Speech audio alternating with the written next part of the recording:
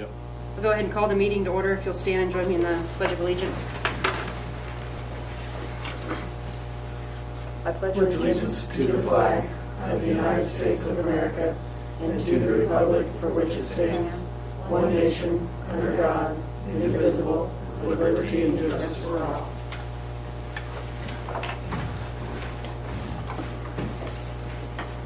USD 393 will prepare its students mentally, socially, and physically to live successfully in a modern society.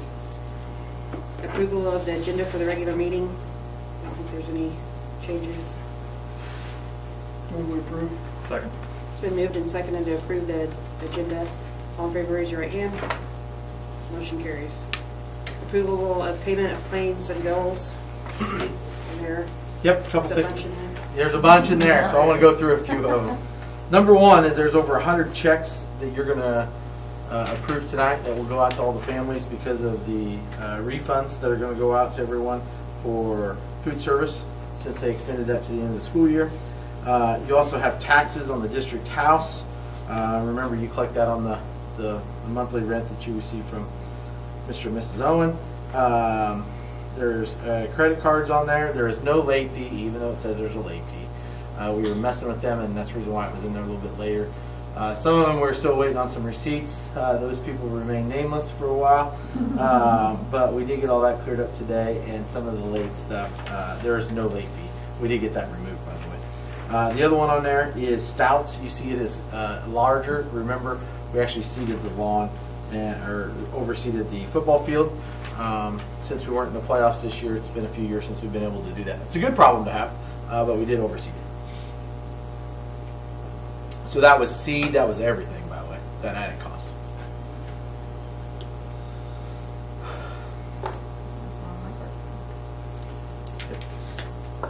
And then a few of your normal, you got your monthly bills, but those are a few that stood out. Is there any other questions on those? Move we approve the financial or bills and claims. Second. It's been moved and seconded to approve the payment of claims and bills. All in favor, raise your hand. Motion carried. And aye. And I. You said raise your hand, Todd. Consent agenda includes A, approval of minutes of the November 9th meeting, and B, gifts and grants, the Operation Grill a Family donation of $3,247. So on the Operation Girl Family, real quick, and I don't have that sheet, 107 kids, 107 children. 31 families, 37 families, and then 10 senior citizens is what all that money is going to go to. Have they done this, senior citizens in the past? We added a few last. We had a few last year. And that's something that we wanted to keep increasing because we know we have seniors in our community that are struggling that we don't know about. They're not part of the school. So. I think that's good Yeah. outreach as a community to the. That's awesome. Yeah, well, it's awesome that the community came together for 3247. That's pretty cool. Yeah. Last year it was within $100 of it, pretty much. So we're right there about the same amount as last year. Now, the need is increased, and I think that's reflective of the times that we're in, just so you know that we have a lot more that have asked for assistance this year.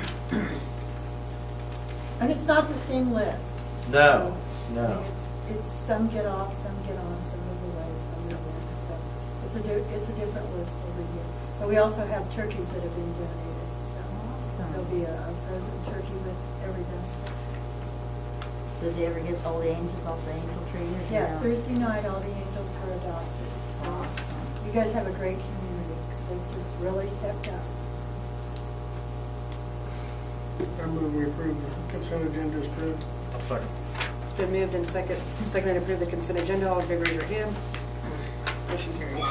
And aye. Reports, Mr. Cope. Okay. Am I connected now? Not connected now.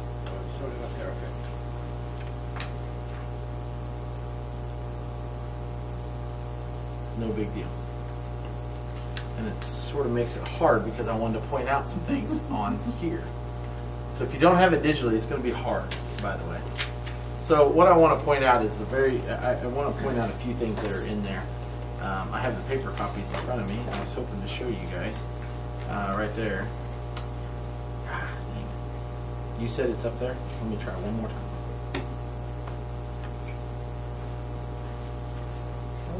Is it what's in your folder though, on your Chromebooks? Yeah. It's in my folder. So the very first one, I just want to make sure I go through which one you want first that we're talking about. I'm not going through all of them. One of them's in the presentation. So let's talk about, first off, let's talk about the KSDE and what they did. And so you can see that in their there's several things we're going to talk about later, but this is non-COVID related. So the one thing that they did talk about was aligning all spring breaks across the whole state. And so one of the things that you'll see there in year 22, 23, and 24, what they did is they started at Martin Luther King Day, and then they worked 8 weeks following Martin Luther King Day. So that's how they decided on which week that would be. So what they're trying to get is every school district in the state to have the opportunity. You don't have to. It's local control. It's your decision. But trying to get it to where, like Saline Area Tech, as many of our kids that are going over there and receiving opportunities over there, we wanted us all to have the same spring break. So like right now, K-State, KU are different. Fort Hays and Poirier are different this year. They're all over the board. Some aren't even doing spring break now. Who's they? Huh? The State Department of Education? State Department of Education. So right now you've got in 22, which would be next year, as I get ready to do the calendar over Christmas break, if you'd like me to go, our spring break's already set. It's March 14th to the 18th. And I would assume that most school districts will follow that, considering it did get, I think most of your higher ed is going to follow that, as well as recommendation from State Board. Sort of just one of those things for you guys there. The one I want to talk about first is one that says multiple fiscal years at the top. It's a budget comparison, and it's got the percentages at the very bottom where it says like 70%. You see this one quite often, and I usually show this one to you quite a bit, and I've got it highlighted December, and up above it says expenditure, so it looks something like this sheet here. Okay, and on the sheet, I just want you to see where we're at on expenditures at this point in time. So the highlighted column, you can see fiscal year all the way back to 15, all the way to currently where we're at. You can see total expenditures from the general fund back then to where our expenditures are now. Same thing in capital outlay, your expenditures to where they were then, and you can see how they fluctuate and where they're at now. And then same thing supplemental, of course. And then you can see the percentage that you have left. Now, we're not halfway through. Remember, your salary start up in September is the first payroll check, even though we're already 2 months into the fiscal year as a school district. So understand that. We've got to get all the way to August, really, for our payroll, because that's the biggest one. So you don't want to be at 50%, by the way. That would be, we're in bad shape if we're at 50% right now in those funds, and we're not, and that looks good. What I really was really excited about as I was doing looking at some things is it's the one that's color coded. You know me, I like the color code to make it easier. So if you look at the color coded one where it's got the 3 different colors on it, okay, this is the expenditures, but the thing that I really liked about it, this is your monthly. So the other one was cumulative. This is your monthly. So you can find out how much in July in 15 did we spend for expenditures compared to July of this fiscal period out of the general fund. And so you can sort of go through there and look at those and see, okay, on average, there's probably a reason why. Like I go back in August of fiscal year 17-18, $233,000 in expenditures that month. Whew. There's a story there. You know what I mean? It's not, I don't know what the story is. I'd have to go back and look at it. But as you go through and you look at ours, the very last one, the green one, it basically says what's the difference between fiscal year 19, fiscal year 20 and fiscal year 21. So from July, we were $3,500 less in expenses this year. We were $6,000 less in August. We were $59,000 greater in September. $288 greater in October. November, we were $4,100 basically less than the previous year. We were $100,000 less this year than compared to last year out of the general fund. Okay. Same thing with capital outlay. As you go through that, capital outlay is a little deceiving. It depends upon when you buy your capital, when you have capital purchases. So supplemental general is probably a better one to look at, and I want to talk about this one as well as it'll relate to capital outlay here in a minute. But you can see the totals there. But you can notice how in capital outlay we have 26,000 less, 50,000 less, 11,000 less, 27,000 less. And the reason is we have shifted our expenditures. You've shifted expenditures from capital outlay to your supplemental, the iServe. And still, you know, we're running pretty level there compared to expenditures there. So we're being, I would say right now, if you were to do a true comparison of where your expenditures are as it relates to your budget, you're in not great shape, but you're in good shape. Okay, I cannot say that all the time in previous years, but I think that's probably the best way to look at it with your 6 months there in your first fiscal year. Okay, now that's the reason why this is deceiving. Your grand total and your percentage is deceiving, because remember, you've got payroll for 2 months that will go on the fiscal, even though you wrap up in June. Does that make sense? Mm-hmm. So this makes it probably a little bit more reflective of your monthly expenditures. Okay? Sorry. If you like it and that way you want to know where we're at finance-wise, I could have done it with the bills. Just something I thought, here we are 6 months in. And then the other one I'm going to talk about in the when we start talking about COVID a little bit. Questions there?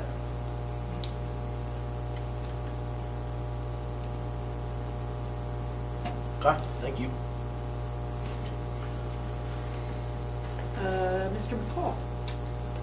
The music classes and Mrs. Portier are working really hard on their digital concert performances. It's new for all of them. I'm excited to see how it turns out. I know the kids are, so hopefully Mrs. Portier actually is going and taking some classes even on how to do this. So that turns out. So I've been subbing in some STEM, so I've been seeing quite a little bit of activity there. The middle school, and I was told not to say what because there might be some presents involved for them. So they are working really hard on their makerspace projects. And then, just by coincidence, I happened to walk into first grade the other day when they were making musical instruments. And I don't know if you have first graders, but you might have got to hear some of them because they had maracas and I think they made guitars. And guitars. So, yeah. Yes. So I think they. And then we are finishing up our Fast Bridge testing. When I wrote this was just up the first week. I met with Robin again. We have improved in both math and reading. Bigger gains in math. We still have some ways to go there, and we do need to make some more strides in reading, but we are on the right track, and that's the important thing. And Mrs. Picard and I have been talking, and we even brought Mr. Cook into it today, and went over some more results, and we're kind of excited about some things that we see down the pipe, but it's going to be fun. And then pre-K 7 using their second step to address some of our social emotional needs. We're, you know, with COVID, we're seeing more. We just have them, you know, with the holidays and so I mean, I know it's stressful for everybody, but that's helping a lot with Wendy and Nate. And I believe we're meeting with them on Wednesday to talk more about that. And then the other thing I just want to put in a big shout out to our staff and mixed too, just covering people. Like, you know, we had quite a few gone on Friday, and the teachers, I mean, if you go and say, can you give up your planning period, they don't even, no one pushes back. It's like it's anywhere.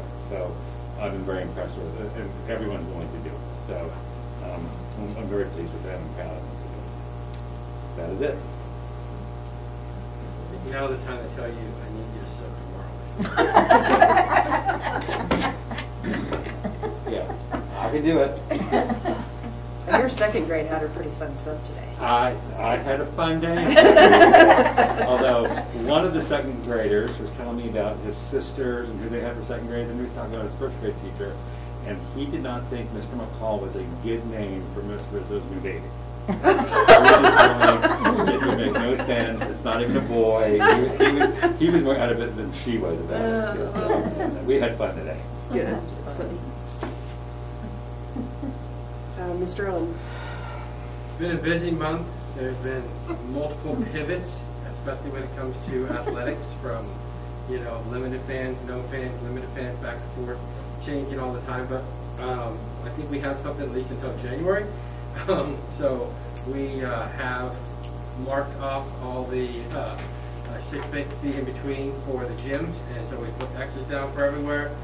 That's actually worked really, really well, to be honest with you. So we at least know that we can kind of be in compliance with the amount of people that we have in here.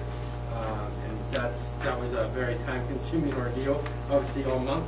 It seems like it's constantly changed, but I think it has been pretty well received. We had several different events last week, from junior high to high school events both, and so everybody seemed to abide by it, had their masks on, and very, very good and respectful for that. We also, because the first game we said we were going to do it, and I'm glad we did it, even though we were blessed by the gods of weather. But we did homecoming, the very first day of winter homecoming. We didn't know what it was going to be like, but we were like, we're at least going to get it done. Well, we were blessed with like a 50, 60 degree day in the middle of December, so we were able to still do it outside. So the parents were able to still come out and see it, so I thought that was very successful. Then we did our dance afterwards. The kids, we didn't invite anyone outside in. It was just our kids, so it was still a nice opportunity for them to have that, kind of like what we did last year with our prom and stuff. They still got that experience to be able to have. So I thought that was very important. Other than that, everything, it's just full blown, obviously, this time of year with all the different sports. Scholars Bowl is in the middle of their season, all the basketball is in the middle of their season. Squeeze that in there. We try and throw in some academics every once in a while, it feels like. I feel like that's a back burner sometimes. But we do have our final schedule for this week. Teachers are putting on the final touches for the end of it. CTE advisory was held this month. It's always probably one of the best things we do. We do it a little different this year. Did it virtually. So shout out to all those CTE teachers for getting that stuff done. And then our student of the month is Logan McMillan.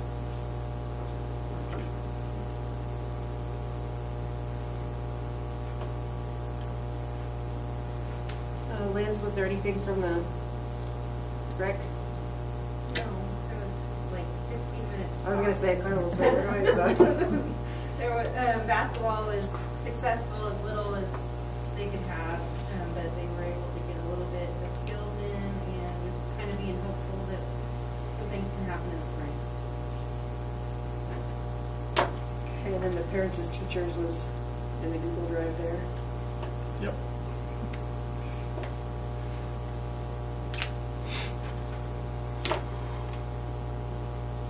Any questions on any of those? I move we approve the reports as presented. I'll second. It's been moved and seconded to approve the reports as presented. All in favor, raise your hand. Motion carries. Nope. Still there, Todd? Todd's still there. Todd, you there? I know he's there. I'm looking at. There he is. He's waving at me. He voted yes. Okay. KSB policy updates. Okay, in the KSB policy updates, and you can see them there, that all of them center around, there might be a lot of them, they center around one thing. It's called COVID, everything. And so it's the first read. You can see where everything's changed to health, wellness, its wording. It's also taking away certain things as far as waivers, updating some graphs that are really old, as well as the last one, the only one that really isn't related, well it is JHCAA, which is gang. It just says gang activity, and now it's gang intimidation. And what this basically is, it's still COVID related, believe it or not, because via Zoom, you want to make sure that there's no intimidation via Zoom or Google Meet or any social media, or not social media, I'm sorry, or any way. It's basically whatever platform you're delivering in school. It is an extension, and they threw gang activity into that, switched it to intimidation. You cannot approve this at this meeting. This is the first read. If there's things that you would like to discuss, say yay or nay, and then you can discuss them. You just can't approve them until next month, because it is a policy change.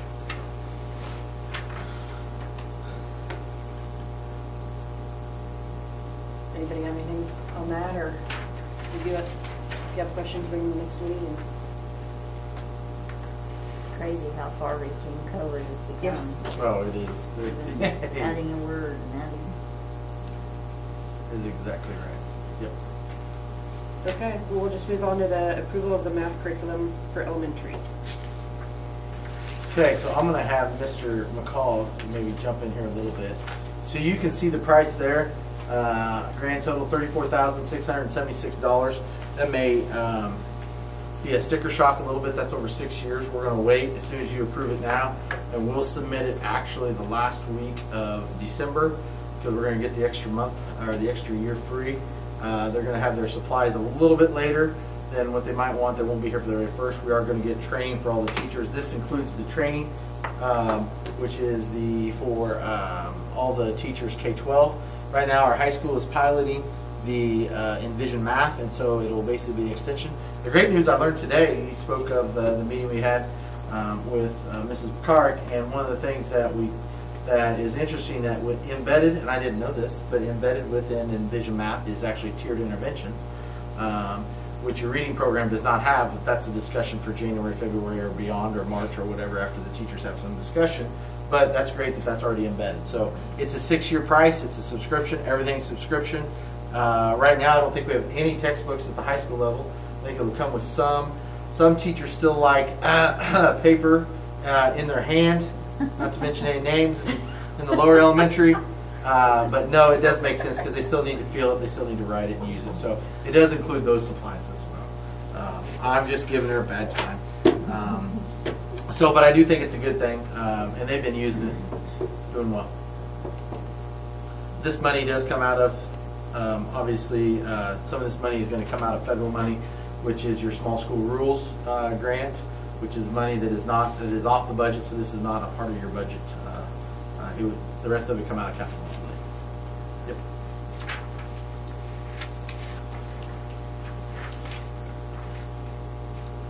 Mr. McCall, anything I forgot to add? No, I mean, we met at length with the teachers. There's pros and cons to every thing you look at. What I really stress to them is to remember, this is not our curriculum, this is a tool.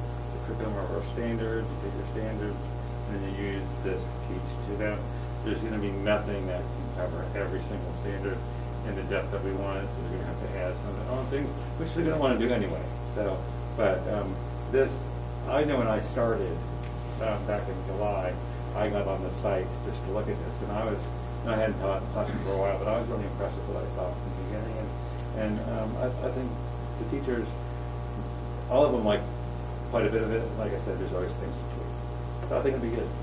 And getting that extra semester, waiting a week to get the stuff for free semester is certainly, I think, a smart move.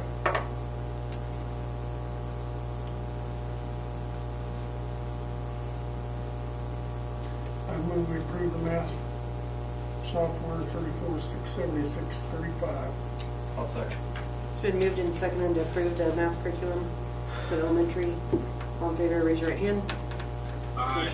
Motion carries. Thank you. Strategic planning.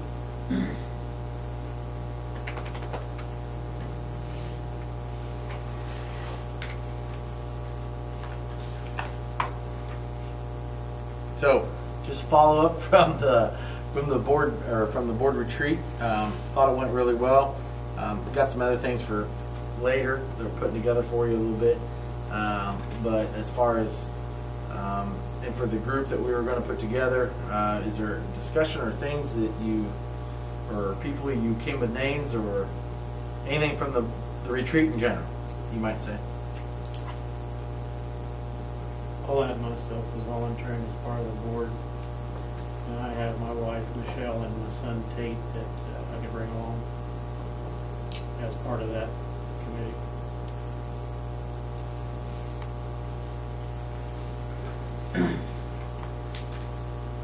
We're supposed to give the names now? Or just... You don't have to do them Okay. right now. You can Okay. give it to me later. As long as Okay. you have names, that's the Yeah. biggest one. Have some names. The biggest one is to know who the two board members would be. That's the biggest one. Wade said yay. Anybody else is like... We're shrinking down. I will, nobody else wants to, I don't want to do it. Okay. Brad? Everybody else is hiding behind their phone book. Everybody needs this marker. Anybody may fall over, on a chair kind of thing. Meetings during the day? Probably. Yeah, that's- Well, not during the day as much as it would be. The first one would be at night, just so we know. The first meeting would be at night, sort of to go over you know, where we're at, do a walkthrough, do all the things, and have them come up with a 5-year, you know, like you guys have tasked them to come up with a 5-year plan for, you know, the strategic plan and as far as facilities go. And then, you know, from that group could decide that we want to go wherever that committee takes it. I don't want to lead it. I don't want to say it because I don't want to say, well, that's the plan of the board. It's wherever that group sort of leads it and where they want to go next. So some of those visits, school visits, could be during the day. But it could be going and visiting other facilities as well. And it may go, well, may end. You know what I mean? Well, I just don't want it to be taken out of context that this is the direction Right. that you guys want to go or the direction that I want to go. It's truly wherever the committee wants it to go. will that first meeting go over, like at our board retreat, we started out, you know, looking at monies and different, Yep. what we've done 5 years ago, Yep. 4 years ago, I mean, We'll go through this sheet right here and go through, not with the tear in it. Yeah, but, and so then we'll I just go think- through that sheet. I mean, that was probably my favorite part of the retreat, was just to see all that we've done and then plan some new goals and, yeah, see what the community, you know, wants to get more. And that's just one section of the 5 sections that relate Right. to the strategic plan. So I don't want everybody to think that that's the whole strategic Oh, plan. no, I just So, yeah. enjoyed that part.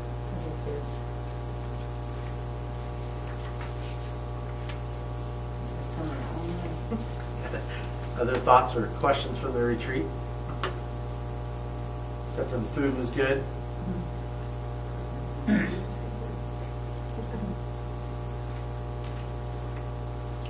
Oh, we had a lot of good information exchange. I do too. A lot of good discussion.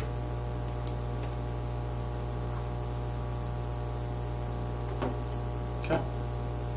So it was just on there for discussion. Nothing more than that. So we're good. Okay. So if you haven't emailed your names, Yeah, email me your names or give them to me after the meeting. That's fine too. okay. Yep. Okay. COVID-19 updates. Yep. Okay. I will put the. That's the reason why I really wanted it on there. It's for. So I felt good about the presentation until I had Dean Ann and I were talking today. Now I feel bad. Now she goes, "Why'd you put black on there?" It's like gloom and doom. Because it is like doom and gloom. There's times I feel like it, but it's definitely not. So, anyways, I just thought that's about appropriate, though. Once again, remembering that learning today, leading tomorrow. I want to spend a little bit of time on this. Came across this last week in one of our groups, and this probably summarizes everything there is about. And Todd, this graph is actually in my superintendent report, by the way. But if you look at this graph, you can see that when it first came out, when COVID first came out, we lived in this quadrant right here where it was shock. We were shocked that there was such a pandemic that we were living in. We're in denial. Well, it's an East Coast, it's a West Coast deal. It's not gonna touch us. It's not gonna do anything. So at the very bottom, that was our rational response. But down at the bottom, there was oh gosh darn, get up there. What does that say? Let me go back. There was a true concern for the past and potential losses, is what they're saying, you know? And then we moved down here to where our performance was still high. I still think we had good performance because it hit in January. People were talking about it on the coast. It wasn't necessarily here yet. And our performances were still high. We were up in here. However, when we went down here, now all of a sudden, this is the world we're living in right now. We're living in this quadrant. And somehow, we've got to get over to the right side and eventually, hopefully, get back up here to the top right. And right now, the whole nation, this isn't just a USD 393. This is the whole nation. This is our county. This is our state. We're living in that bottom left quadrant. We've got to find a way to get to the right. Strategic planning or retreat was so awesome because think about that. We lived in, what did we do in the past that was so successful? What do we want to do in the future? We talked about, concern for the future, potential gains. We talked about these things. How do we sustain this? How do we explore new things for our district? Okay? And instead of saying, well, I'm just mad because, they took away my freedom, and they're making me wear masks, they're making me do this. Well, I'm blaming the Democrats. Well, I'm blaming the Republicans because they didn't do this or they did this. And then I'm going to bargain and say, well, if you give me this, then I'll do this. If you do this, I'll do this. And then finally, we start having a little bit of apathy, and that's when we start to make that change. When we start understanding, okay, here's where we're at, here's where we're going to go. Then we have acceptance. It's here. What do we do? Now, I like to say, for our school district-wise, we've lived a little bit on the right side as a district. I felt like our school community, and I'm going to say school community, our teachers, our students, our parents, for the most part, they've lived in the acceptance. They haven't been really happy all the time, but they've really said, the most important place is school, because they're concerned about the future of their children and the potential gains of their children. They've accepted that, okay, I'm going to wear the mask, I'm going to do what's necessary to make sure that my kids can be educated and move on in their educational journey. Okay? They get the opportunity to participate in activities or whatever it might be. So I feel like our district has lived more on the right side. As a county, as a state, we lived on the left side. I'm proud that we've worried about our performance and we haven't necessarily lived in the emotional response. I think for the first time I saw the wear and tear a little bit on our staff. I said this last week for the first time on the Zoom. I could see just how emotional the whole semester has been. You know what I mean? And somehow as board members and as leaders of our community is trying to make sure that our community stays focused here. You know what I mean? As a school district, and we move in this direction. Let the national, let the state, let the county level, let them worry about that other side, but keep our kids, keep our teachers, keep all that emotional side out of it and stay there. And I really think we have, for the most part. Probably the first time I felt like we were going more here, more of the anger and more of the blame, and this is the part that fires me up most, is when it got to no parents. When it said no parents, it was out of our, it wasn't really our decision as a school district, but it's the first time I felt like our parents were like, well, damn it, I'm going to come and watch anyways. I need to be here. And so it was more on the emotional side instead of understanding or maybe wanting to explore other reasons why they might be doing it. Okay? And it leads to my next one, which is our high school girls are all quarantined. High school girls basketball team is all quarantined and will not play tomorrow. They will not play on Friday. And it's not because we have any outbreak. There's not one person that has COVID on the whole team. Okay? But one person from another team has affected that team that they have it on, our team, Bennington's team, and then the two teams that we play, the two teams that Bennington plays, and the two teams that El Salim plays. One person has affected 9 people, and the schedules of those 9 people. What's that? 9 schools. 9 teams, 9 teams, 9 schools. Or 9 teams have been. So when we talk about the anger, the blame, the bargain, that's when we're living over there, and we've got to figure out a way to stay over here, because this gets to be very emotional when we start talking about that. Okay? I never in a million years would have thought that our junior high team would get, I think, what we're up to. We'll have 5-6 games by Christmas, and we'll have, they played all their junior high volleyball and football games, our high school, and they ran all the cross country. We did all of our high school football. We missed out on postseason for volleyball. And we're going to play, our girls are only going to play, I think, 3 still. 3, right? Before Christmas? 1, 2, 3, 4. We'll play 4, right? 1, 2, 3, 4. They'll play 4 before Christmas. Because we've taken the Friday game, and we're going to reschedule it, and we're going to play on Monday. So Monday, even though we're on Christmas break, those girls, because we didn't want to take away opportunities, they're going to come back and they're going to play on Monday versus Canton Gallup. Okay, so we're going to play the boys on Friday, and then we're going to turn around and play the girls game on Monday. But we're going to give those girls an opportunity because they all come off quarantine on Sunday. So that is going to give us that opportunity at least. And since none of them had it, we're able to still proceed and don't have a return to play 4-day deal window. So as we talk about tonight a little bit, because there's going to be some of these, how can we focus and stay down here at this level?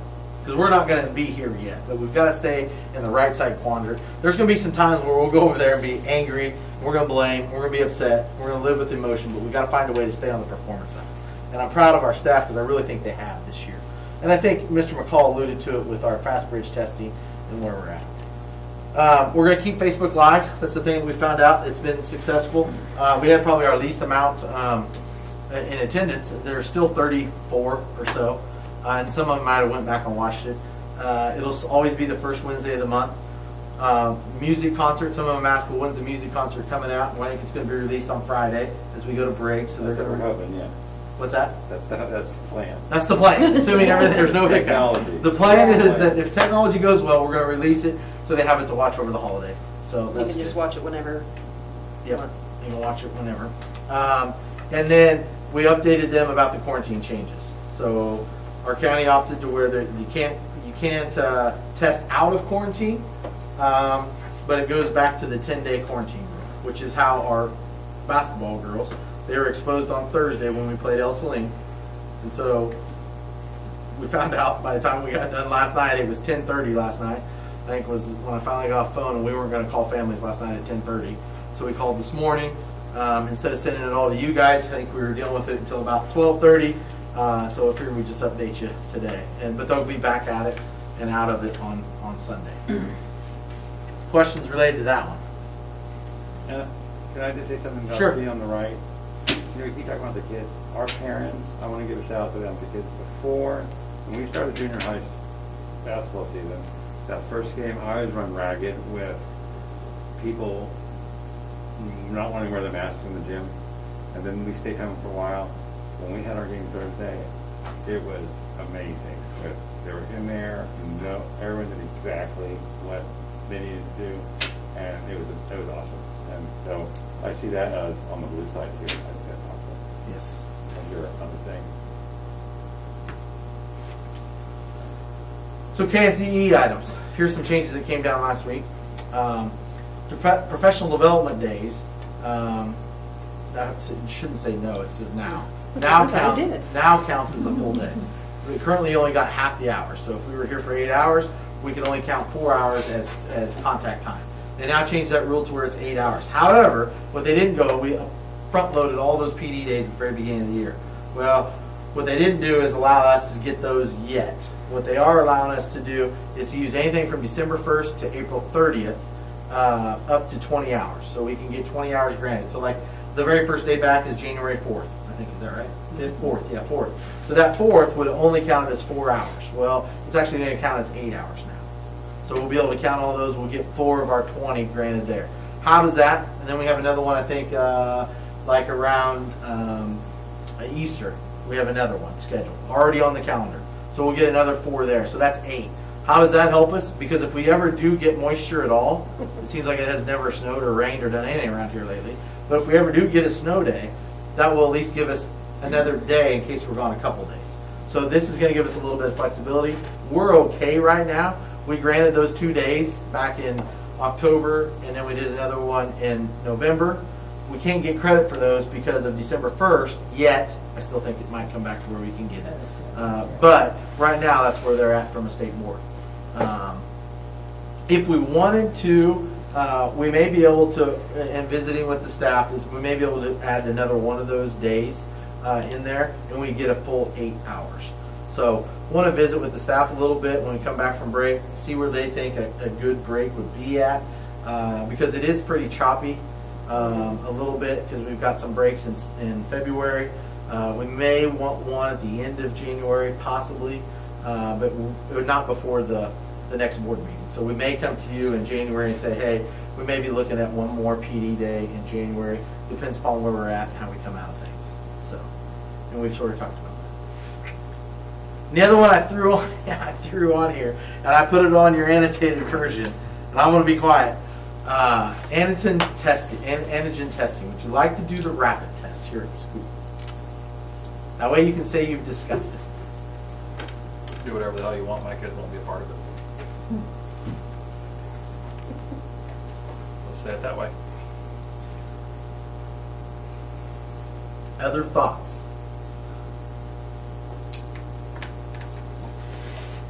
Does it cost us too much? It's free. Free?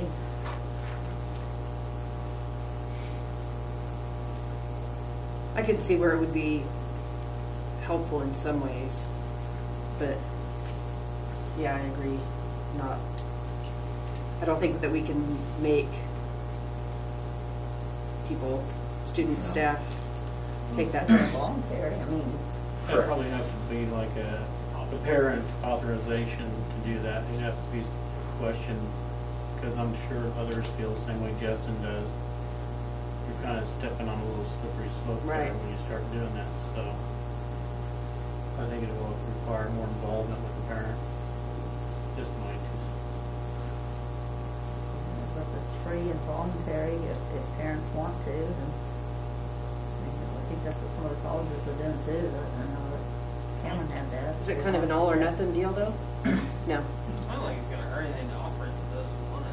Oh, yeah. No, I have no Offer it. problem offering Yeah. it, but Yeah, To make them Yeah, do but it, no yeah. mandate. no, Yeah. there's no way you can. no, you can't mandate something like that. So would you want more information? Because they've told us a little bit about it. If you want more information, I can go through a Zoom to discuss how the actual, the Once again, who's they? The State Department? State Department. And this is Katie H.E., Kansas Department of Health and Environment. Okay. Who's administering the test then? Is it us or is it? So they would train, and that's the bad news, is that, or I think is the bad news, because that adds more on the backs of our staff who's already thin. But you would probably have a few of us that would be trained. You're probably looking at 3 of them and Nurse Mary. I'm just curious of your thoughts, because that is whoever said it, it is a slippery slope. Now hearing that, so they're training someone who's not in the healthcare field potentially to deliver this test. See, okay. And to get numbers. Well, yeah, you're getting reports on these kids that are being sent to the state from the school, and what happens is some of them get mixed up or. Well, yeah, what if you do them wrong? I wouldn't want to do that as an administrator. That's my opinion. Especially after hearing that. Well, Nurse Mary would be the first one, but the Nurse Mary's got to have a backup. I'm not going to say we're going to have the 3 of us do it and be right at the front of the line. But you would, you'd be the next in line. Correct. One of the administrators would be the next I don't know that you can do it wrong, but I guess I would question what's the end game? I mean, what are we trying to get out of it? What's So the the goal? peace of mind. So what they'll tell you is that some of the parents just want peace of mind, knowing that they do or don't have it. Right now, they can sort of like the other day, they could have gone over and gotten the free. And we had a student that went over and had symptoms, and so they went over and got a test, and pulled their kids out of school to go get a test. And after they had symptoms, she probably shouldn't have been in school anyways. That's personal. That's a whole other subject, but just some thoughts there, because I know that is you may see some of your neighbors jumping on board with this, and it's something that you need to see. We don't have to jump on it. That's not what I was getting at. Just something that you need to be aware of that's out there that people are talking about. I did visit at El Saline, and ironically, it was at El Saline when we had the case. But as we were visiting there was 4 sets of parents there at halftime of the boys' game, and just asking, what do you think? Being devil's advocate, though, like one was like, oh heck no, sort of. Justin's like, absolutely not. And I had another one that said, I have to do it for work all the time. I have to get tested. We have to do it. It's just what it is because of who I'm around. And then we had another one that said, well, I know 9 people right now that have symptoms that are in Solomon that are still walking around with symptoms and have no taste and no smell. And I know them personally, and I know they have it, and they're not staying home. So what does it matter? That was the other comment. So we were all over the board, you might say. From our standpoint, and I posed it to the staff the other day, was the peace of mind would be if I have a bus driver on a Monday morning and we did, that. Is that possible? Would they, if they had symptoms and they felt better? Because the last thing, if you ask our bus drivers, it's one of their biggest concerns is that they don't want to take out a whole bus. And we wouldn't take out a whole bus, but and just having some of those discussions, would you be more open to doing it, And I think that is one of the benefits is the bus drivers or the teachers. If, then you're starting out the week and you're, And if it is Yeah, but- voluntary, I mean, what could it hurt to have another offering? I mean, you don't have to if you don't want to, but if some parents do and we can offer this, then it could be that complicated to figure out how to do it. Brad, not to put you on the spot, is the county going to do more regular, like they did last week? Is it a thought to do that? Not at this time. Okay. Well, I can tell you from my experience of having it, when you do have symptoms, the unknown is it's unreal, and you don't know where to turn. Now, I don't know how that really affect how the school would do, but definitely the bus drivers and faculty and stuff like that, if they questioned it, then you ought to be a benefit. The kids side, it's just going to be Right. dependent on parent approval. So my thoughts are, but I know that I wasn't in a panic mode, but I definitely wanted to know if I had it or not because I didn't want to infect my coworkers or my family. So luckily I got the quick response and got tested. So. And that's what we're hearing is that's what everybody's saying is it's a peace of mind. Oh yeah, because your symptoms are the same as hay fever or cold. Yep. So you don't know when to draw the line when you should go get tested and how am I going to get tested and what's the process of getting tested. That was early on, of course. Now, maybe this would simplify some of that. And the one we're talking is not the dive into your brain cavity. It's Right. the one that just does the simple, whatever, 5 swipes around the nose and then put it in the card and put the stuff in the card and So it'll tell you in what 15 would be minutes. the result turnaround on that? 15 minutes. Now, one of the parents that we called today in quarantine, one parent, I mean, and they've all been great. I agree with Mr. McCall. I mean, our parents have truly been great about it. But as Mr. Owen and I were talking about it, I had one parent that just said, I just wish, I wish we would have went in the first time. Because I think their daughter had it the first time. Because now, the advantage of going in now is that now you've got your 90-day window. So that's the advantage of getting a This test. KDHEC, are these tests accurate? What was the question? Are the tests 100% accurate? No. Not 100%. None of the tests No, are not 100% 100%, accurate. yeah. The antigens are about 80-85% Yeah. accurate. Sounds like what the nursing homes in Salina are doing is these rapid. They won't provide a false positive, but they may provide a false negative. Okay. Correct. That's why I say I don't know that you could do it wrong. If you did it wrong, it would probably just not give you a positive result if they potentially had it. You're not going to get a false positive. So, is my understanding. If you want more information, I'll sit in and bring it back in January. I don't think this is a decision to be made right now. It would be one that if you want me to explore getting more information, I will. But if not, believe me, I will pass on that and go a different direction. I think some families would welcome it, some won't, like anything. and kind of see how things change in the county in the next month too, Couldn't or hurt. surrounding counties. Things another tool in the toolbox.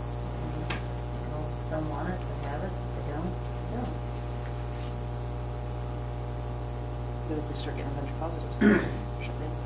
So the only other thing that I can think of is if they truly think that they have COVID, then why wouldn't they go see their own medical doctor and get the same test or even a better test instead of relying on the school for that? That's my only, That's true. yeah. Because they have access to being tested through their own medical doctor or through the health department would be my understanding. So why put the school in that position to That's have on to the train school. people and then do that, so. That's a little liability on There you go. The liability part is the part that scares me a little bit. I don't know what liability would be a little, but in discussion with other soups, that's their question. the liability and everything. The true. Now, let's play devil's advocate. The good thing would be is that Nurse Mary, and I could show you I don't want to show you because there's names on there, but like last week we had 5 kids visit the nursing station last week. So of those 5 kids, if they had one symptom, should we go ahead and, since they came there, let's go ahead and do a quick test, call the parent first. Do you want us to go ahead and do one? Yes, no, yay, whatever. Okay, well now they have 2 symptoms. Do you want me to do the test? If not, you're coming to get them and they're gone for 72 hours. If it's negative, you stay. If it's not, you're going home for 72 hours. Can you do that without testing it? I mean, to me, that would be a better option than just saying, hey, here's a free test for everybody. Have it as a plan, Control. Yeah. Say, okay, now we have a reason to test you. Get consent and then test the kid. I just think we have not seen the worst of this come January, February. From an elementary, you can have the discussion right now if you want about what is it, or is the elementary spreading it? No, I don't. My own personal belief is no, it's not. I think our data is showing us that it's not doing that. But if now all of a sudden we're just going to send kids out for 10 days, and we're not even the flu season yet, and once that hits and we have the first ones throwing up in Mrs. Novel's class down there, and we're like, oh, she's vomiting, and and they're dizzy, and man, whatever it might be, they have a headache and they have a fever. Well, they've got COVID. No, they just have the flu. It's the crud. We get it every year in February. So it's just that's where I think it would be nice to have the test. Okay. Just to rule that out if necessary.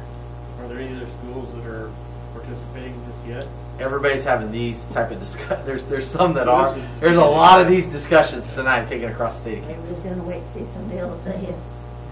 There are a few, obviously, the few that we're talking about that were on the call, Wichita Public Schools. Makes sense. You know what I mean? Yeah. For them. And it was just a drive-through clinic, but a whole different level. It would be administered by a trained medical professional or school nurse. Yes. And all of a sudden I cannot think. Oh, the other one was out in western Kansas, a small school. It was not administered by a nurse. It was administered by an assistant. And it was a small 1A school. And I don't want to say the name because I'm not quite sure which one it was. But it was out west by Garden.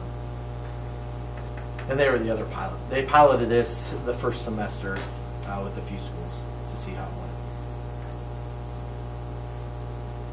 Yeah, I like the direction that you were going in. I'd love to have that money. As a parent, if I was given that option, if they called and said that my son or daughter had the sniffles and we need to, in this climate, they need to go home because they're exhibiting one symptom, or we can run this test. And it's a non-invasive test. I mean, there's nothing to it. Hell, a kid can run it themselves, honestly. No, Yeah. I'll agree with that more as a tool, but if it's a broad spread thing.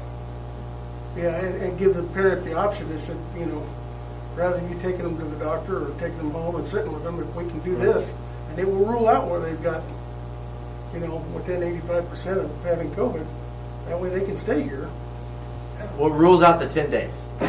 They still need to go home. They're going home regardless. Are they going home 10 days? Or are they going to go home until they, you know what I'm saying? Or are they going to go home But until if they it's a feel kid better? that has allergies, Correct. and normally has allergies, and they've got the sniffles, they would have to go home for allergies. No, they wouldn't have to go home. And so But they if you had a could stay in fever, the classroom. if you had a fever and something else. Absolutely. If Yeah. you get the 2 or a fever or something, or you got the crud, you're still going home for the crud. But Yeah.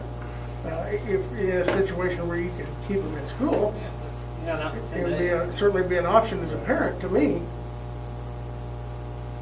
to do that. So I'm hearing we need some more information and maybe bring it back at the January board meeting. Agreed. I think it would be a good tool to have. Instead of, because we're running into just sending kids home right and left. And this is so much school. And I also agree that if the bus drivers are willing to screen, especially voluntarily, because that wouldn't be a concern of mine. That's my bigger fear is if you get it and you don't know it and you spread it. I wouldn't want to be that one kid that caused 9 teams to be out. Yes. I mean, Well, I the think kid may that's- not realize that's the effects, but as an adult, you realize that, and I wouldn't want to shut down 9 businesses because I inadvertently, or in this case, played with some symptoms because I was too stubborn to tell anybody. And I went to work with some symptoms because I didn't want anybody to know. Now all of a sudden you shut down 9 businesses, and you've got dozens of people that are out of work now for 10 days. That's what scares me. I'm more about how it affects other people, not how it affects me. Well, I'm not going to sit here and lie to you guys. I can tell you names right now of people who, at the high school level, who have had all the symptoms that just didn't go get a test. Just stayed home. You know what I mean? They just didn't. And they still might not do it. And they still might not do it. Because if there was 5 at the nurse, that's got to be way less than a normal. That's about a normal year for us, Really? though. Yeah, Okay. yeah. Until the cold and flu. I mean, okay, now she does not put on there the frequent flyers. Okay. Okay. Which So have cut down to. we're not putting on Like all the Asher frequent. could have been 5 No, times. we're not putting on the ones that go there every day because they want to see Nurse Mary. It's just those that are, you know. But that Okay. helps, well, I was because like, I that think number's- they're saying, if we go to the nurse every day, you guys come home 10 minutes too. So I think the frequent flyers are cut down because the parents are saying, do not do this every day. Well, yeah, I think there's already kids that are scared to go to nurse. And we're naive if we think that among kids, they have not said to each other, do not go get a test. Oh, yeah. I guarantee you.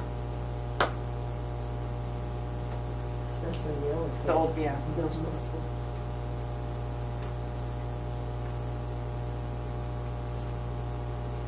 As a society and as a district, we force people to be dishonest.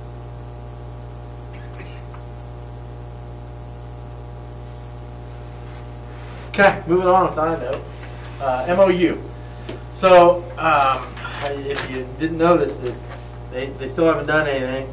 I was on Twitter over lunch as I was heading down the bushes there, and I noticed that Dr. Marshall said that they still have not reached an agreement. Don't know if they'll get to one for the winter recess. The MOU expires the 31st with our teachers. I'll be honest with you, we've talked about it in our office. I think we've done good things for our staff, meaning that, you know, if they've just given us the note, they've got it, if they've had it or whatever, if they're on quarantine or because of us. But this expires in the 31st, so they would not be protected. Everything would come out of their leave. If you would like to extend it, we need a motion to extend that MOU. I'm assuming that they would like it to be extended to the end of the school year as a staff. I didn't even ask them because I figured it's something that should be extended from the federal government, but at this point it has not been done. Just some discussion there. Do we have an idea of how many hours have been attributed to that have been provided for leave so far? I should have had that. I do not have that. I wouldn't even make a guess. Yeah, I wouldn't even make a guess either right now. I could find that out though for January, for sure. I mean, I think it's the right thing to do personally. I did too. The uncertainty that's on You it. know, Well, we just talked about we don't want to make it to where the spreaders of COVID are not, and I'll say it again, I don't believe that the spreaders of COVID are kids. The spreaders of COVID are adults. So we don't want their leave to be exhausted of COVID leave, and then we say, hey, by the way, you need to go ahead and come on. They're going to cheat the system themselves because they want a paycheck. Same reason why I told you 2 months ago or a month ago or whatever it was about the mom who had it and the 4 kids, and dad was, I don't care where, he's still going to go drive the FedEx bus or, truck. So we don't want our teachers to be putting that. yeah, I think you could say it poses a health risk if you don't extend it. What is your code? Only when it relates to them. Only when it relates to them. So if let's say Quincy was a 3-year-old, let's use my daughter, so I'll use my daughter as an example. If she was a 3-year-old and had daycare, my daycare was shut down 5 times, it does not cover that. No, it does not cover that. No, but what I'm saying is that you're going to have employees who potentially were a close contact or might have it that don't want to exhaust their leave. When they So feel they're just ill at work. and it's COVID related, we want them to stay home. What I'm saying though is that the amount of other people who have been quarantined, so daycares are some that are, I know for a fact that we've had where they're shut down or whatever, so it's COVID and they've been put on quarantine, or their kids attend another school and then their kids are put on quarantine. Remember the MOU only agrees to their leave, so then they take their own sick leave to cover those circumstances. Yeah. Okay. What we're saying is that if they exhaust all of their sick leave and still haven't used COVID, it expires at the 31st. So if for some odd reason, if they haven't gotten COVID yet, then they wouldn't have any COVID leave beyond the 31st of December. We're not extending any extra sick leave. You're just extending if they haven't gotten COVID. So those that have had COVID, they obviously wouldn't need the COVID leave again. Clear as mud?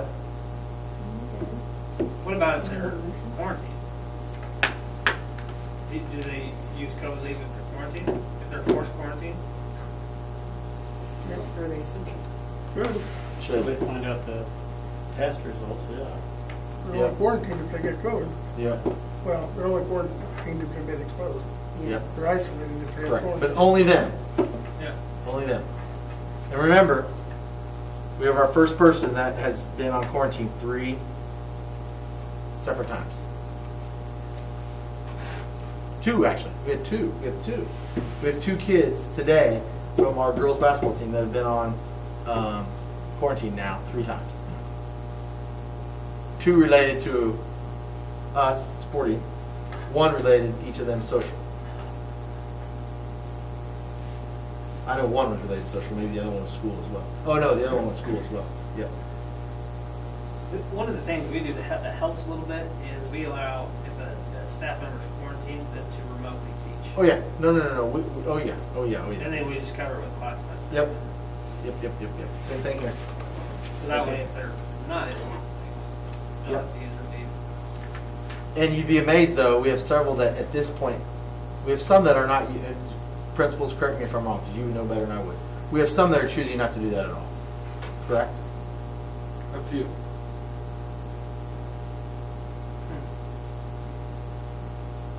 So then that's coming out of their sick leave. So, Well, we're looking at having the effects of this for the remainder of the school year, without a doubt. no question. So I would move that we extend the MOU for the remainder of the school year as we had done up to this point. I'll second. It's been moved and seconded to approve the MOU extended through the rest of the school year. All in favor, raise your hand. Motion carries. Hopefully by the time we get to that point, we've got some vaccines distributed and the ball game is changing, so Yep. in a positive way. Instruction, the biggest one is just to let you know that these 2 fine individuals over here are calling everybody who is on remote and asking, is it truly a health reason, and showing our samples of exactly where they're at right now as far as coursework compared to those that are in person. And so they're going to be making those phone calls as far as that goes.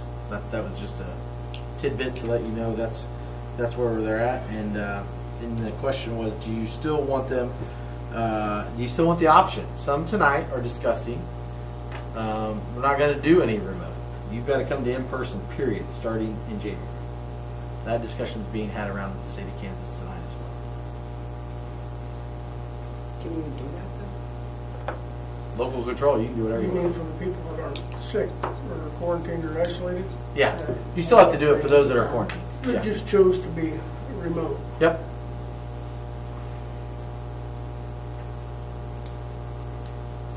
A fight's worth a fight. And that's with no symptoms and nothing, they just choose to be remote. Just because the parents don't want them in school Right. So you're saying to they're be making exposed. them I come said, Fear, yeah, for the fear. Do we make them come back? Do you want that option as a board? Do you want to make them come back, or do you want to say, hey, we'll still allow that option? We have one family right now that I would tell you that we have a high school student that is now working instead of logging in and doing their work. So we're in the first step. Now we're going to have those discussions. Mr. Owen's having those discussions with them as far as, hey, you need to get back and you're going to come back in school. Some of them are out of the district, and we're just going to tell them that if you're not going to come back to in-person instruction, then you haven't done anything all year, then you can go enroll in your home district, or you can drop out, whatever. You know. How so many that's- total kids do we have remote learning? Do you know? It was a small number, wasn't What's that? 14? How much we started with, we had some of the kids already come back. So I think now we're probably around, well, no, with everything with elementary, you're probably 14 now. That's what I mean. I think we're, somewhere around there. So you're not talking about a large percentage. I said bring them back. I agree. Todd said bring them back. I But think I- so. yeah, They're not we gonna do had it. 14 kids who were getting ready to drop out, we take that pretty damn serious. Yeah. So, I mean, if it's not working, bring them back. Is my opinion. We're in the education business, we're not in the work business, work release. Yeah, if it's turned into We have something that's those in not jails and legitimate, prisons.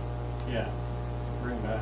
I think you just put And it. how much will it help the teachers that Well- are planning in extra time if they don't understand it? Oh, no doubt, it'll help them. But what, as Brad said, Todd, I don't know if you heard him. One of the things it's not going to do is, for example, our girls basketball team right now. It's not. They're all going to be on quarantine, so you're still going to have remote kids, but you're not going to have the permanent remote. Yeah, but at least the teacher will know that there's possibly more of an end in sight than just day to day beating her head against the wall for the rest of the year. True. Possible. Because of one or two kids. I still think you need to have a caveat in there for a kid that has a severe health condition. And we have one of those that's already claimed that. I don't know what you provide for proof. They have a doctor's note. You can get a note for everything from That's doctor. right. Oh, yeah. $100 will get you wherever you want. So if you want to make it to where, if you would like to change that, you're going to have to change your policy. So it would just mean that starting January 5th, you would have to say, excluding administrator approval, we will move to all in-person instruction as long as the whole school is in person. You know what I mean? Obviously, you can't be in person if we are taking away the whole junior high because all of a sudden there's an outbreak there.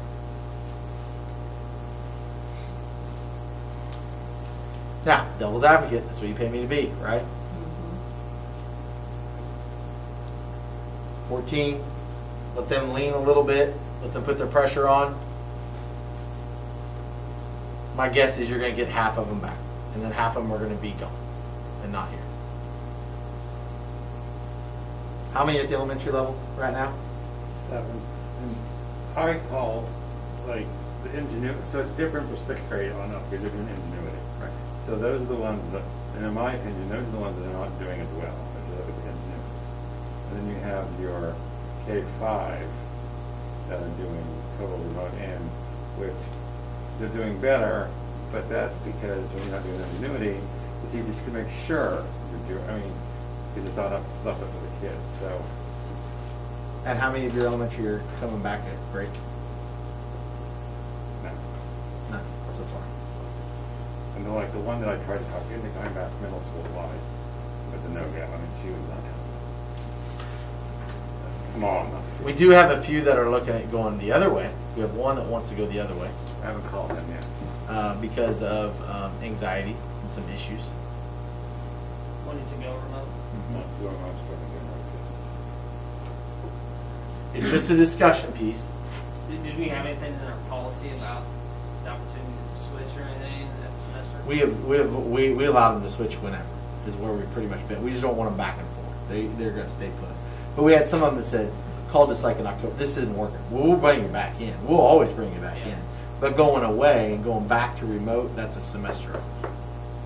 We're not going to let you say, nah, I don't like it this week. I'm going on remote. We Nah, don't- I'm coming back. We Nah, don't, I'm going back. We don't allow them to go remote. We send them an email with a list of the accredited virtual school meetings. After counting. Well, yeah, we can do anything right now. Just after count there. But as we know, we'll talk about my elementary, it's stressful for those teachers when they're trying to teach their class and have kids remote in. It's nuts. So, out of curiosity, out of those 14, how many of those do you think are legit? Legitimately away due to their health, I guess, or concern? Mr. On? I can tell you of my 7.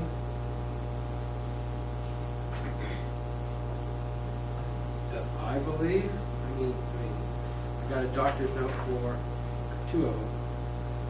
But with that same doctor's note, they're going out and working in a public sector as a job. So to me, that seems like that's just as dangerous as coming to school. Yeah, they're But they putting have a themselves at doctor's note risk, for it. yeah. you know, so that's where it gets into personal versus whatever. The other people, I don't have doctorships, but most of them have come back.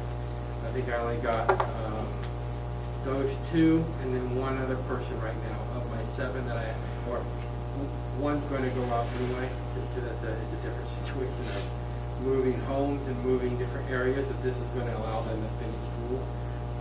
So that's a whole different discussion. But of the other, you know, 6 people in the equation, I think 3 of them are already coming back. They've already said we're coming back. Like, this isn't working, or we've made accommodations where we said, you know, one home with a mask issue, we said, well, you know, we'll have it, wear a shield with, you know, the mask. That way, if you do need to take the mask down, you're still protected. We probably have the doctor's note or whatever else. But yeah, I mean, none of them really, in my opinion, but I do have doctor's notes. So we can't change anything tonight anyways, right? Or Can't tonight. It's not board Oh, you policy. can? Okay.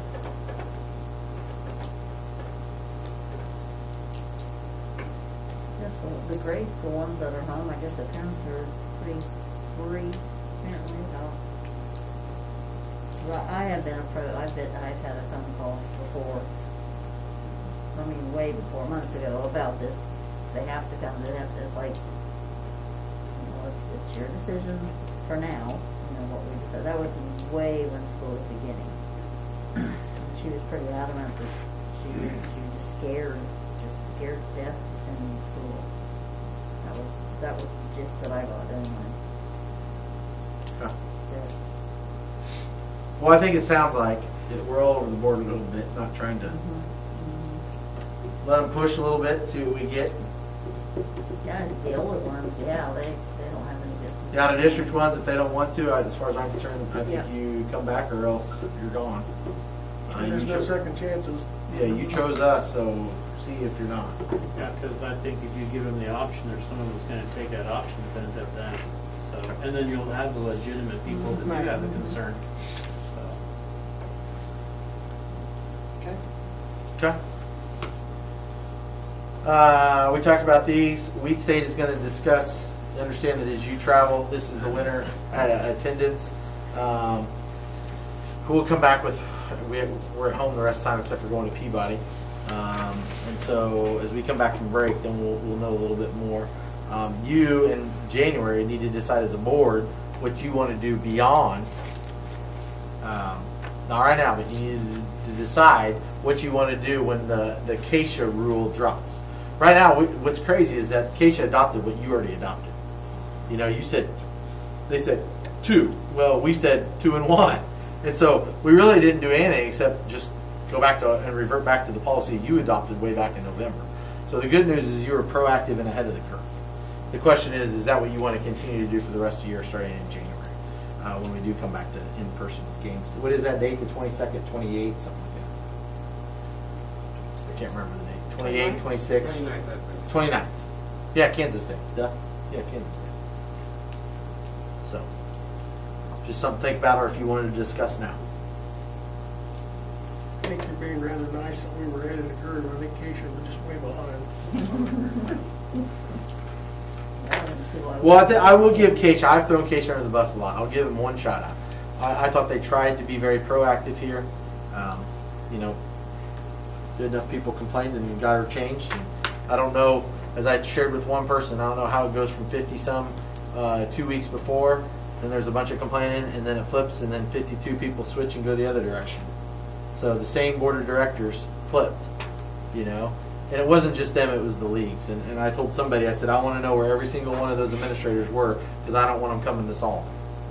And they're like, wow, why would you say that? I said, do I really want somebody that's going to flip-flop because parents are going to put pressure on and say this is the way it needs to be, and this is, I'm not going to stand for my teacher, I'm not going to stand for whatever, and all of a sudden you just flip within a matter of 2 weeks.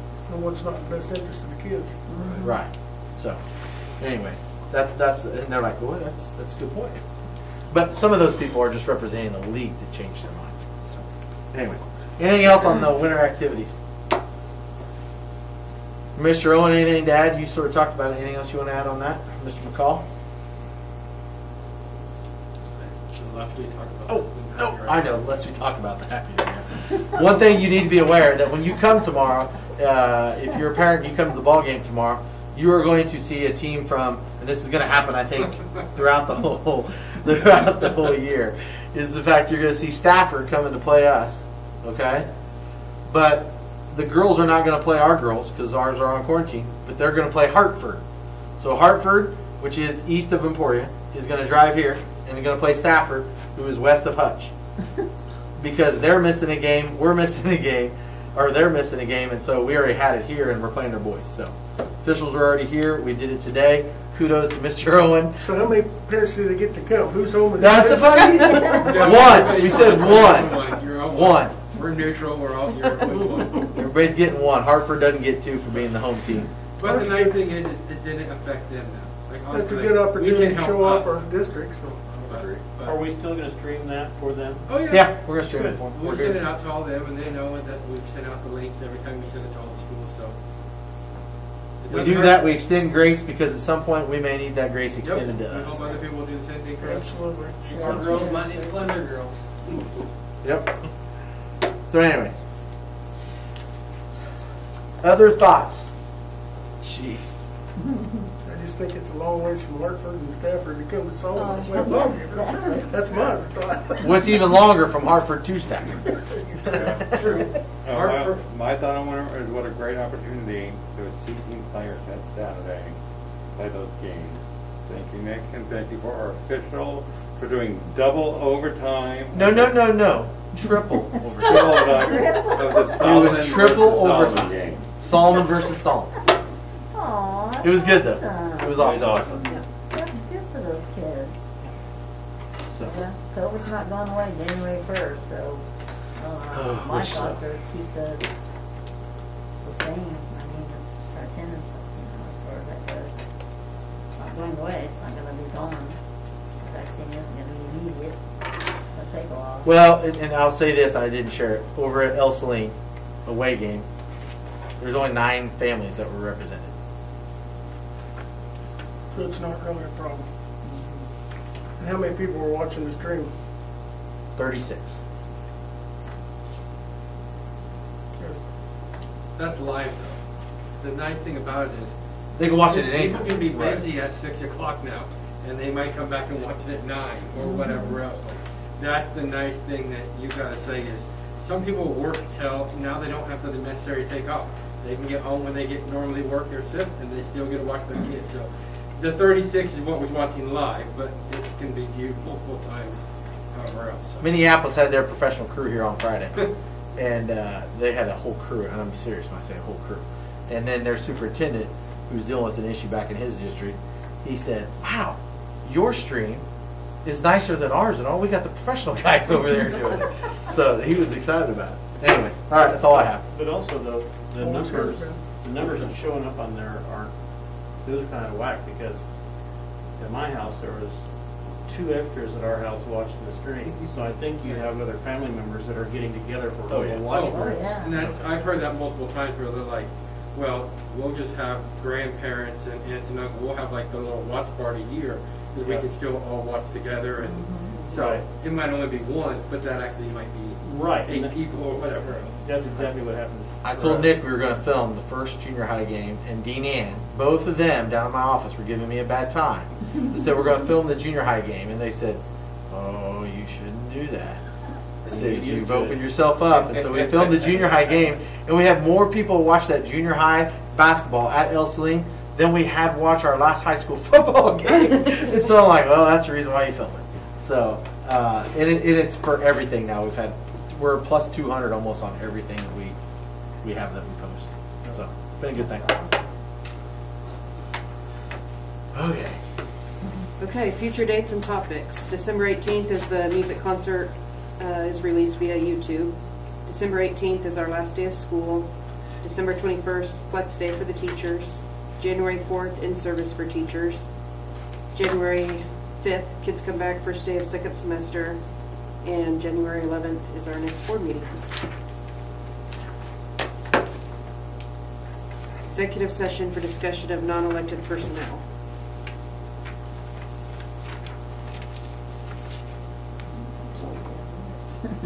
Madam President, I move we go into executive session to discuss individuals' employees' performance pursuant to non-elected personnel with exception under coma for a duration of 10 minutes. This executive session includes the Board of Education and Mr. Cope.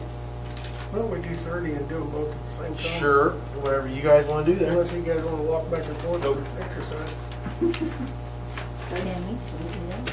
That's up to you guys. The same motion, just changing the time. Just change the Yeah, time. so for 30, not 10, and we'll knock them both out. And we'll resume 30 minutes after we get back. Right. Okay. Am I gonna just call in on the phone? Yep, just call me on my cell. Okay. Okay. We promised to answer. Trust us. Anybody second that? So it's been, Second. Moved and seconded to go into executive session for 30 minutes. Or say, raise your right hand. Motion carries. Attention. Did that right for once. so- Not really in a second.